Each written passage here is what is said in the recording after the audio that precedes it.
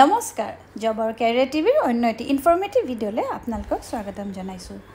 এইটো ভিডিঅ'ত মই আপোনালোকক দেখাম কিছুমান ভেকেঞ্চিজ আহিছে নতুনকৈ আৰু এই ভেকেঞ্চিসমূহ অল ইণ্ডিয়া ভেকেঞ্চিজ হয় আৰু অসমৰ কাৰণে আমাৰ পোষ্ট আছে আৰু অসমৰ যিকোনো লোকেশ্যন বা ইণ্ডিয়াৰ যিকোনো লোকেশ্যনৰ পৰা আপোনালোকে এই পোষ্টসমূহৰ কাৰণে আবেদন কৰিব পাৰিব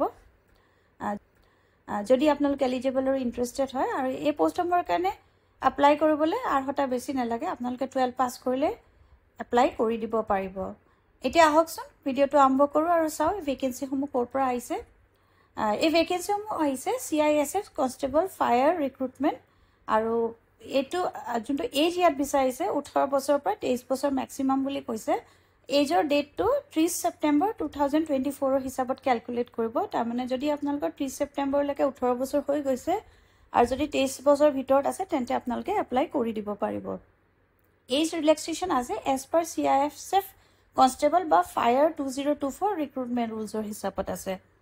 এইটো ৰুলছখিনি এবাৰ আপোনালোকে যেতিয়া ডিটেইল এডভাৰটাইজমেণ্টখন মই দেখাম তেতিয়া আপোনালোকক এবাৰ দেখাই দিম। ইয়াৰ পিছত কিমান পোষ্ট আছে 1130টা পোষ্ট আছে। ইয়াৰ আনৰিজাৰ্ভ কেটেগৰীত আছে 466টা আছে, OBC কাৰণে 236টা আছে, EWSত 114টা আছে, SCৰ কাৰণে 153 আছে, STৰ কাৰণে 161 আৰু টোটেল হ'ল 1130 পোষ্ট।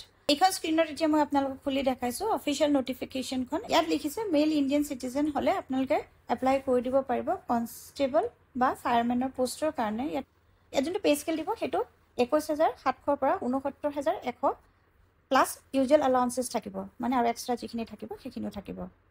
তাৰপিছতে অনলাইন এপ্লিকেশ্যন প্ৰচেছটো অনলাইন কৰিব লাগিব। ফিজিকেল এফিচিয়েঞ্চি টেষ্ট হ'ব, physical standard test, document verification, written examination হ'ব, মেডিকেল এক্সামিনেশ্যন হ'ব। তাৰপিছতে এই গোটেই প্ৰচেছটো হ'ব। ৰিটেন এক্সামিনেশ্যন যোনটো হ'ব সেইটো কম্পিউটাৰ বেছড টেষ্ট হ'ব আৰু সেইখিনি ডিটেইলছ আপোনালোকক মই দি দিম, সেইটো হিন্দী বা ইংলিছত হ'ব। যদি আপোনালোকে কোৱালিফাই কৰে physical efficiency test, physical standard test এইখিনি তাৰ ডকুমেণ্ট ভেৰিফিকেশ্যন তাৰপিছতে আপোনালোকে ৰিটেন এক্সামিনেশ্যনৰ কাৰণে শ্বৰ্ট লিষ্টেড হ'ব। আৰু এইখিনিৰ কাৰণে যোনটো এপ্লিকেশ্যন প্ৰচেছ হৈছে সেইটো মই এবাৰ কৈ দিছোঁ। প্ৰথমতে মই আপোনালোকক ভেকেঞ্চিসমূহ দেখাই দিওঁ। বেলেগ বেলেগ ষ্টেটৰ কাৰণে বেলেগ বেলেগ আছে, আমাৰ অসমৰ কাৰণে 164টা ভেকেঞ্চি আছে। ইয়াৰ পিছতে আমি কোৱালিফিকেশ্যনখিনি চাই লওঁ। এডুকেশ্যনেল কোৱালিফিকেশ্যন 12 পাছৰ ইকুইভেলেণ্ট হ'ব লাগিব from a recognise university with science subject on or before closing date of the online application form. তাৰপিছতে আপোনাক এজ লিমিট যোনটো কৈছে 18 বছৰ বা 23 বছৰ হ'লে আপোনালোকে এপ্লাই কৰি দিব পাৰিব। তাৰমানে যোনটো 23 বছৰটো 30 ছেপ্টেম্বৰৰ ভিতৰত আপোনালোকৰ 23 বছৰ কমপ্লিট হ'ব লাগিব। তাতকৈ যদি বেছি হয় তেতিয়া আপোনালোকে এপ্লাই কৰিব নোৱাৰিব জেনেৰেল কেটেগৰীত। আৰু এইখিনি এজ ৰিলেক্সেশ্যনখিনি এজ পাৰ গভৰ্ণমেণ্ট নৰ্মছ আছে। ST/SC কাৰণে 5 বছৰ আছে, OBC কাৰণে 3 বছৰ আছে, এক্স ছাৰ্ভিচমেনৰ কাৰণে 3 বছৰ। তাৰপিছতে children's of and dependent of victim kill in এইবিলাক সেইখিনি এবাৰ চাই ল'ব, যিখিনি দিয়া আছে সেইখিনি বেলেগ বেলেগ আছে। এইখিনি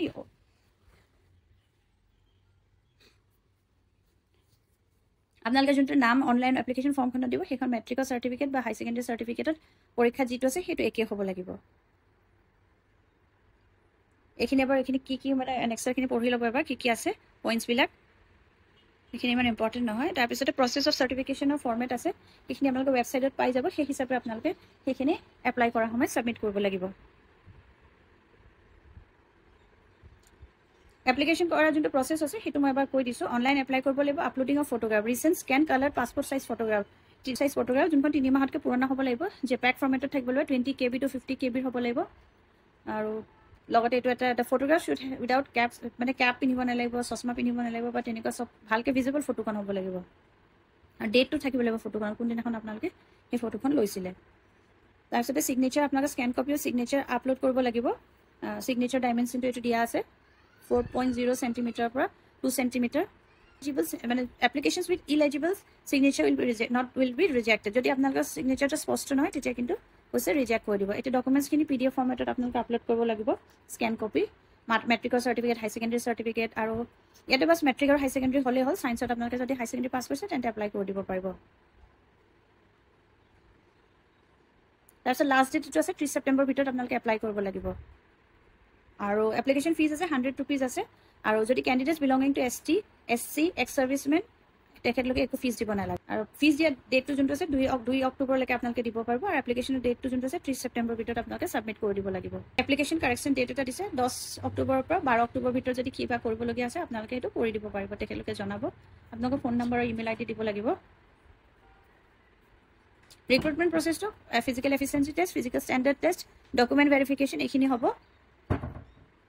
ফিজিকেল এফিচিয়েঞ্চি টেষ্টৰ কাৰণে যোনটো হ'ব 5 কিলোমিটাৰ ৰানিং দিব 24 মিনিটত কৰিব লাগিব আৰু লগতে এইখিনি হাইটৰ কথা কৈছে 1 চেণ্টিমিটাৰ চেষ্টটো যোনটো হ'ব 80 পৰা 85 চেণ্টিমিটাৰ মানে 80 নৰ্মেল আৰু এক্সপেনশ্যনত 85 চেণ্টিমিটাৰ হ'ব লাগিব আৰু এইখিনি অলপমান যোনখিনি গোৰ্খা কুমাও হিমাচলৰ কাৰণে এইটো এটা বেলেগ হাইট আৰু চেষ্টৰ এইটো দিছে আৰু যোনটো ইয়াৰ ৰিটেন টেষ্ট হ'ব OMR বা কম্পিউটাৰ বেছ টেষ্ট হ'ব তাৰ সেইটো 100 মাৰ্কছৰ এখন পেপাৰ আহিব অবজেক্টিভ টাইপ পেপাৰ হ'ব 100 মাৰ্কছৰ আৰু ইয়াতে জেনেৰেল ইণ্টেলিজেন্স এণ্ড ৰিজনিঙৰ 25টা কুৱেশ্যন আহিব 25 নম্বৰৰ জেনেৰেল নলেজ এণ্ড এৱাৰনেছৰ 25টা কুৱেশ্যন আহিব 25 মাৰ্কছৰ এলিমেণ্টাৰী মেথমেটিক্সৰ 25টা কুৱেশ্যন আহিব 25 মাৰ্কছৰ আৰু হিন্দী আৰু ইংলিছৰ কাৰণে 25টা কুৱেশ্যন আহিব 25 মাৰ্কছৰ টোটেল 120 মানে 1.5 ঘণ্টা আপোনালোকক টাইম দিব 100টা কুৱেশ্যন কৰিবলৈ এইবিলাক মাল্টিপল কুৱেশ্যন টাইপ কুৱেশ্যন হ'ব ইংলিছ বা হিন্দীত আপোনালোকে কৰিব লাগিব কুৱেশ্যনবিলাক 12 ক্লাছৰ কুৱেশ্যন আহিব ছায়েন্স ছাবজেক্টৰ ওপৰত বেছ কৰি আহিব আৰু বাকি এইখিনি এবাৰ আপোনালোকে পঢ়ি ল'ব এইখিনি কিবা টেটুৰ কথা লিখিছে লোকেশ্যনৰ কথা লিখিছে আপোনাৰ বডিত টেটু থাকিব নালাগিব কিছুমান লোকেশ্যনত আৰু সেইখিনি এবাৰ কৰি ল'ব আৰু মই ক'লোৱে মোড অফ যোনটো আপোনালোকৰ চিলেকশ্যন হ'ব physical efficiency test standard test document verification written exam হ'ব বাকি এখন 38 পেজৰ হয় মই গোটেইখিনি পঢ়ি নিদিওঁ মেইন বস্তুখিনি আপোনালোকক কৈ দিলোঁ ইয়াতে মেইন আপোনালোকৰ যদি হাই ছেকেণ্ডেৰী ছায়েন্সত পাছ কৰিছে আৰু এজ লিমিটটো আপোনালোকৰ মিলিছে ইণ্ডিয়ান চিটিজেন হয় যদি আৰু ডমিচাইল প্ৰুফ মানে আমি অসমৰ PRC থাকিলে আপোনালোকে এপ্লাই কৰি দিব পাৰিব বা যোনখন ষ্টেটৰ আপোনালোকৰ PRC আছে সেইখন ষ্টেটৰ পৰাই আপোনালোকে এপ্লাই কৰি দিব পাৰিব আজিৰ পৰা ৰেজিষ্ট্ৰেশ্যন প্ৰচেছটো ষ্টাৰ্ট হৈ গৈছে আপোনালোকে যদি ইণ্টাৰেষ্টেড আৰু এলিজিবল হয় তেন্তে এপ্লাই কৰি দিব পাৰিব এইখনৰ যোনখন এপ্লিকেশ্যন কৰাৰ চিষ্টেমটো মই এইটো এখন দেখাই দিছোঁ আপোনালোকক ইয়াত অনলাইন আপোনালোকে কেনেকৈ ৰেজিষ্টাৰ কৰিব তাৰপিছত ফৰ্ম ফিল আপ কৰিব এইখন ইয়াত দি দিছে পাৰ্চনেল ডিটেইলছ দিব লাগিব কণ্টেক্ট ডিটেইলছ দিব লাগিব এনেকৈ কৰি পেলাই আপোনালোকে অনলাইন কৰিব লাগিব এইটো ভিডিঅ' জনাবলগীয়া ইমানেই আছিলে যদি ভিডিঅ'টো চাই ভাল পালে তেন্তে লাইক এটা কৰি দিব আৰু এতিয়ালৈকে যদি চেনেলটো ছাবস্ক্ৰাইব কৰা নাই ছাবস্ক্ৰাইব কৰি ল'ব যাতে আগলৈ যেতিয়া মই ইনফৰ্মেটিভ ভিডিঅ'সমূহ দি থাকিম আপোনালোকৰ ওচৰত ৰেগুলাৰ আপডেট আহিব আৰু নিজৰ বন্ধু বান্ধৱীসকলৰ মাজতো শ্বেয়াৰ কৰি দিব যাতে কাৰোবাৰ যদি এই চাকৰিকেইটাৰ আৱশ্যকতা আছে তেন্তে তেওঁলোকে এপ্লাই কৰিব পাৰিব আকৌ এটা নতুন ভিডিঅ' লৈ লগ পাম ধন্যবাদ